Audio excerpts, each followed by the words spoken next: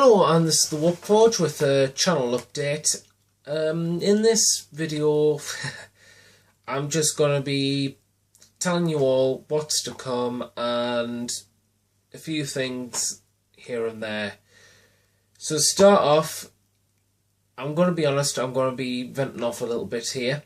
I'm going to start with a few I would consider negative things, but at the end of the video, during mid to the end of the video, I'll be discussing about more positive points, hopefully. So, without further ado, shall we?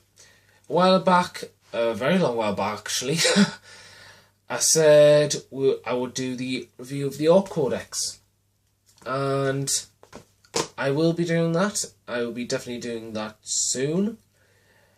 I think the main reason I've held off back on it was, well, first one is because of coursework, and that's the reason why I haven't been posting many videos up, so I apologise. However, coursework is intense and I need to get it done. Hope you all can understand that. We're all this age one day, when I was born in 1687. But yeah, the second thing that I think what's held me off so long is because I feel like I haven't lost interest, but I've lost a lot of enthusiasm from this codex. And when I say that, that's because there's 3 or 4 things that I truly detest in this codex. I'll start with the first one. The first one is the mob rule chart. So yes, it does need a characterful gesture like that. As somebody who creates their own games and likes to write up rules in spare time when I've got an odd 5 minutes, I like to understand what goes on through the game's developers' heads when they reach a decision to write this rule up in a codex or an ARM book or in a type of game. And this doesn't apply just to 40k, this applies to other games like Dead Zone and Batman Miniatures Game and Dystopian Wars, etc, etc. It goes across all types of games. I like to think that way. It helps me with understanding and imagination, etc, etc. But at least my ramblings, get back to the mob rule. I don't like this because I feel as if the person who wrote this, which coincidentally isn't in the, they don't mention codex author names anymore, but I think that's only due to 2 reasons. One, because codex authors come and leave, and when they leave, they're made by an author who's probably working for another company. So, one business element, but I think the second was because the game developers are getting sick of the hate that they receive, which I agree sometimes can get a bit venomous on the communities on 40k. So I think there was that. I mean, everyone knows, well, anyone experienced on the internet on the community in Warhammer 40,000 knows the amount of hate Matt Ward got and still receives to this day, especially over 5th edition Grey Knights and Mortarain's Heart.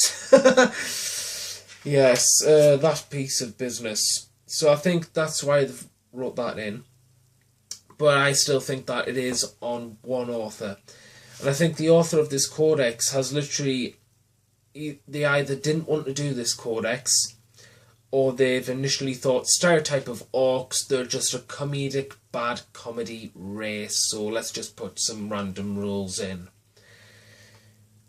And I say this because this really hurts.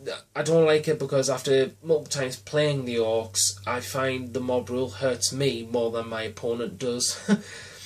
A good example of this is back in a few battle reports. I just feel that the mob rule just kills more and more and more unless I put a 4+ save on it. I mean, I'll go through the advantages. The advantage of it is you get to pass your morale or your pinning test, or maybe both in a certain circumstance. Yeah, that's nice, but the amount of casualties you've got to take for it outweighs the good bit, in my opinion. I say that because, well, you take d6 casualties, and when that happens, you're either taking multiple boys. I feel like I've just skipped a whole section. You either take multiple boys or you're taking well-armoured boys, which leads to another thing. and which is that I feel like this codex is shoehorning you into Green Tide, which I disagree with massively. I understand that for orcs, big squads, big mobs is the norm. I can accept, I can understand, I can appreciate that. I've got nothing against that. But when I feel like I'm being forced into a certain direction that I don't want to go in, that's when I start having problems. But that is just my opinion. And I feel that is due to just the mob rule alone.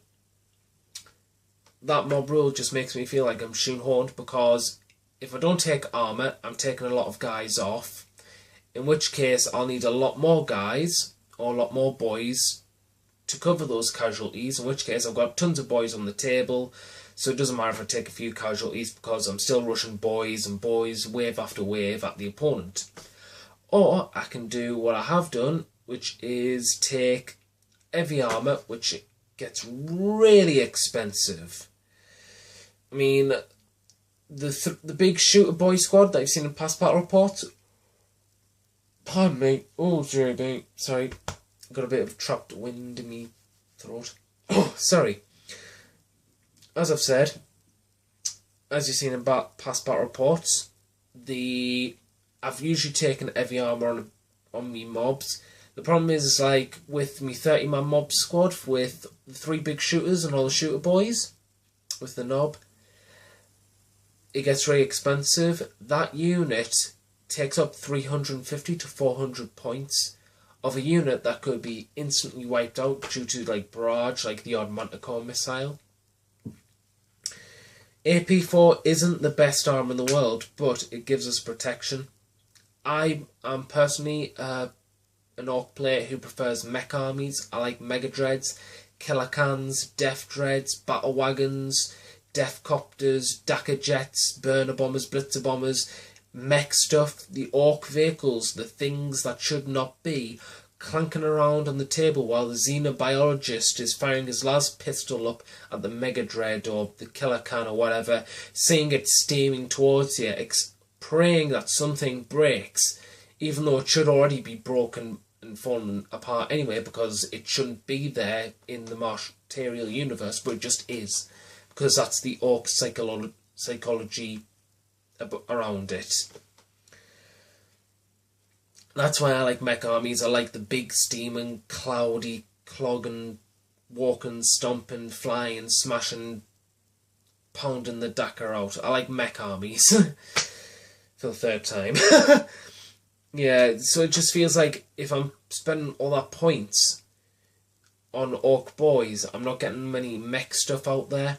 And the same applies for if I went cheap and got lots of boys. Because if I still had lots of boys, the amount of points roughly equates to the same squad of heavy armour boys, for example. In which case I'm still getting not as much mech things out. So that's just because of mob rule. I've started losing my enthusiasm. The second thing I dislike about the Orc Codex is the lack of invulnerable saves. The reason why I say that is because when I say lack, I mean there are 0, none, nin, point. And I feel like the decision was taken because someone was immediately thinking that a war boss equates to a hive tyrant. The person who wrote this probably thought orcs are like bugs. They may not have the invulnerable save, but they can tank the wounds, which isn't the case. Big problem with that is there's a lot more stuff that can instant death an orc war boss than a hive tyrant. There's a lot more things that will throw firepower at HQ than a hive tyrant or a convex or a trigon. Sure, there are going to be stuff to focus fire on a trigon and stuff, but that area would usually be covered in specialist with tons of melter guns or quite a few las cannons, covered by a few heavy bolters. When you're talking about an orc war boss, we're talking about people sending like waves after waves of las guns or focus firing with all bolt shells at war boss. A war boss can tank a few shots, but he can't tank a ton of fire. Hive Tyrant can, because it's got a high toughness, so it can't get instant death that way unless you've got like some force weapon. Or it's got multiple wounds, but so I feel, but the Orc War boss isn't like that, and neither is any of like the big guys like the big mechs or the weird boys. They're not like that. They don't play like Tyranids, and I feel like the person who made this has thought like that for the Orc Codex. So that's the second thing. The third thing I dislike is there's no courts. Fair enough, one normal mech, we're not talking about big mechs, one normal mech doesn't count towards Force Organisation chart. That's fine. But then you've got stuff like Pain Boys, which do. I'm sorry, but I know this sounds a bit venomous, but I don't see the point. I don't see the logic behind how a Pain Boy is suddenly a HQ. I just can't register. The Pain Boy's role was always to be like, he's off doing his own thing, making Frankenstein's monsters out of dead orcs, or trying to find a new way of making a cannon out of an orc's chest without killing him. Or just like quite literally grabbing a skull of an orc head, stitching it together, and just stitching it on the body, give it a few prods of electricity, and then it comes back to life, etc., etc. An Orc Pain Boy is not interested in going out and commanding a full force. Fair enough, I can see it for like a small kill team, get those Imperial Guardsmen because I want the limbs or something like that on War Boss's request or something. I can see something like that, but I can't see like a Pain Boy being in command of a fully fledged war or a fully fledged battle in a game of Warhammer 40,000, which it is meant to be a tabletop war game. So that just doesn't register with us. I just feel like they needed a court system like the Dark Eldar one, or like the Imperial Guard platoon command squads, or something like the Space Marine command squad. Something like that makes a ton more sense, because you can fill out more boys, not more boys, more specialists like mechs and big mechs and weird boys and stuff. And the same goes to the weird boy. The weird boy's like an outcast. Why is he commanding a massive war? Or why is he commanding a ton of boys? He's just thinking, garble, garble, look at that shiny thing. My head's just exploded.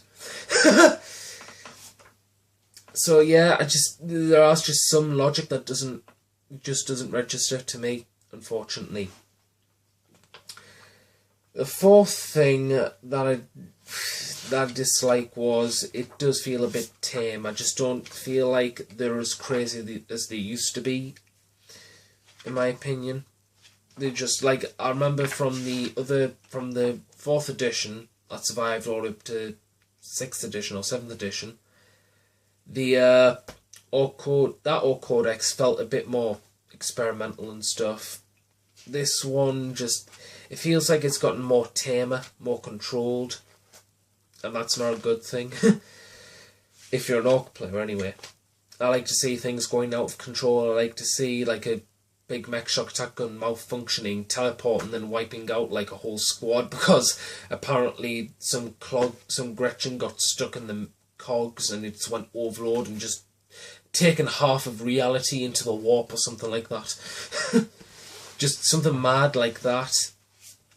Or like teleporters, the stuff in Armageddon that Nazdreg uses. Which leads on to my second point, which is a bit more positive, now that I've got all the negative points out of the way.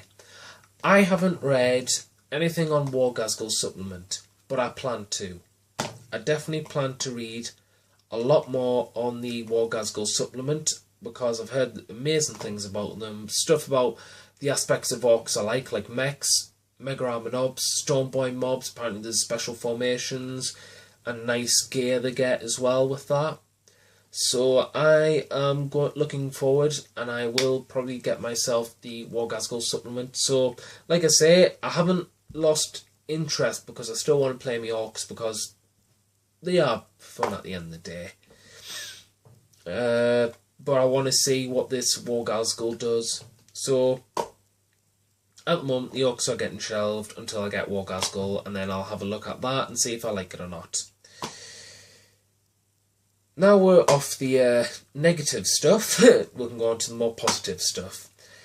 I will be doing a review of this, and now that I've had me venting and me ranting, this codex review should be a lot more neutral for those who want to play orcs and see what units, etc., etc., that I might like, that you also may like. Just for saying. Also, the Imperial Armor 13 book, the War Machines of the Lost and Damned, came out. Oh yes, I'm definitely saving up for that. I'm getting that. I've had a sneak peek look because a friend of mine ordered the special edition and he brought it in, and I had a little look. The Lost and Damned, yeah, I definitely want to start a Lost and Damned force now, because I had a quick flick through. One of the things that pointed out to me was the Mutant Overlord, or Mutant Supreme Lord, or something like that, from the HQ selection. And I was immediately blown away by the name. I didn't have a chance to look at the stats and stuff, but I just want to convert a giant, massive Mutant Overlord now to command some traitor guard to go alongside my Corn Space Marines, because why not? It's all mad. We're all mad here. The second thing of all is Dreadclaw drop pods. Sorry, if you know me, I've always wanted a Dreadclaw drop pod force. I hope that Games Workshop make a plastic warped up version of a Dreadclaw drop pod, because I want to do a drop pod force for my Chaos Space Marines. Ever since I saw the plastic Space Marine drop pod, I've always wanted plastic drop pods for Chaos Space Marines, because I like the idea of going hard into the foe like Chaos Space Marines and Space Marines should do. But that's just my opinion. And relic tanks. Ho ho ho, yes. Just the Imperial Armor 13 book just seems so full of win with the amount of demons, demon engines and all that. I'm definitely going to get my hands on that, and I think I will do a review on that for everyone at home. Once I get that book anyway. So yeah, what does this mean for the channel? Well, it does mean a lot more chaos stuff, a lot more chaos. Blood for the Blood God, Skulls for the Skull Throne, and entropy everywhere. Yeah, so that's going to be a lot more chaos is added to this channel. In terms of battle reports, there aren't going to be as many, because currently I'm just trying to paint up a full 2,000 point army. I'm hoping to get a few battle reports here and there done for 40k. But hopefully sometime this week or next week, because a friend asked us if they wanted to do battle reports, so I've agreed to. So hopefully no technology mucks up, and I'll hopefully have one soon.